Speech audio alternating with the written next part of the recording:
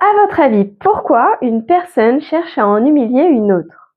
Je m'appelle Laureline Brochot, je suis ostéopathe et je vous donne mes conseils pour vous sentir mieux et avoir une vie plus épanouissante. C'est parti!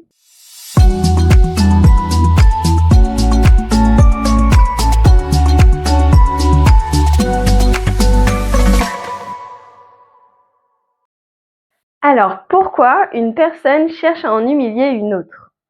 Tout simplement parce que nous cherchons tous à affirmer notre valeur.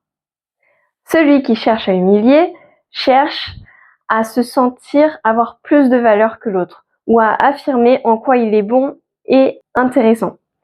Et la personne qui se sent humiliée, en fait, elle n'a pas confiance en sa valeur. Elle se dit « Ah, peut-être qu'il a raison et que je n'ai pas cette valeur-là ».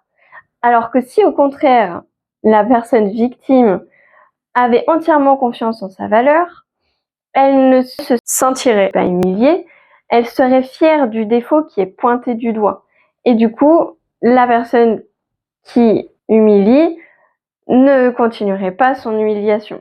Vous allez pouvoir améliorer vos défauts en commençant par les reconnaître et en les acceptant. En fait, il y a humiliation seulement parce qu'il y a honte quelque part.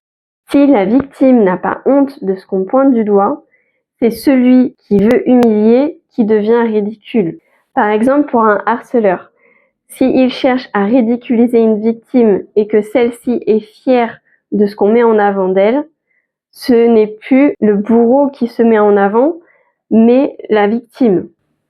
Par exemple, si on pointe du doigt que vous êtes noir, que vous êtes timide ou que vous avez un style décalé, si vous êtes fier de ça, il n'y a plus de raison d'essayer de vous humilier parce que la blague va tomber à l'eau.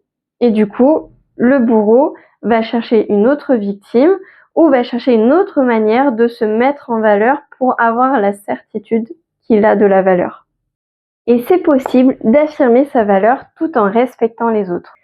Il faut par contre affirmer nos limites pour se faire respecter des autres et pouvoir exprimer nos idées tout en respectant celles des autres.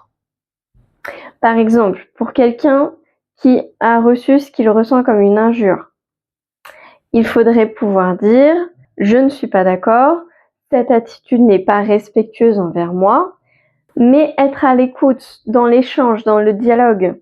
Demander quel est votre intérêt d'agir ainsi, qu'est-ce que vous cherchiez à démontrer.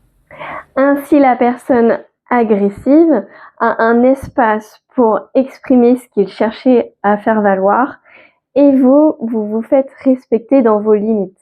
Vous pouvez faire passer vos idées en choquant, mais il faut que ça reste dans la dignité humaine, donc dans le respect des opinions de chacun. Et pour cela, il faut bien choisir ses mots, contextualiser le message, proposer des alternatives pour ouvrir sur d'autres opinions et ouvrir des discussions. En conclusion, chacun cherche à faire reconnaître sa valeur. Sauf que la seule personne qui puisse reconnaître à 100% votre valeur, c'est vous-même. Parce que vous êtes la seule personne à pouvoir vous aimer inconditionnellement. Et lorsque vous vous aimez inconditionnellement, vous n'êtes plus sensible au regard de l'autre, à ses critiques, parce que tout ce qu'on peut pointer du doigt, vous n'en avez pas honte. Vous aimez toutes les parties de vous. Et du coup, vous reconnaissez votre valeur, parce que vous aimez tout ce que vous êtes. Et c'est ça le secret d'une vie épanouissante. Ne pas attendre que l'autre confirme que vous êtes une personne bien.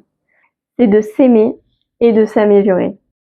Mettez un pouce, partagez cette vidéo pour qu'un maximum de personnes puissent avoir ces conseils pour ne plus avoir honte et sentir sa valeur.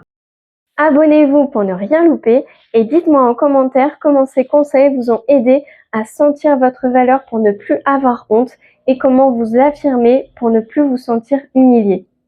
À très vite!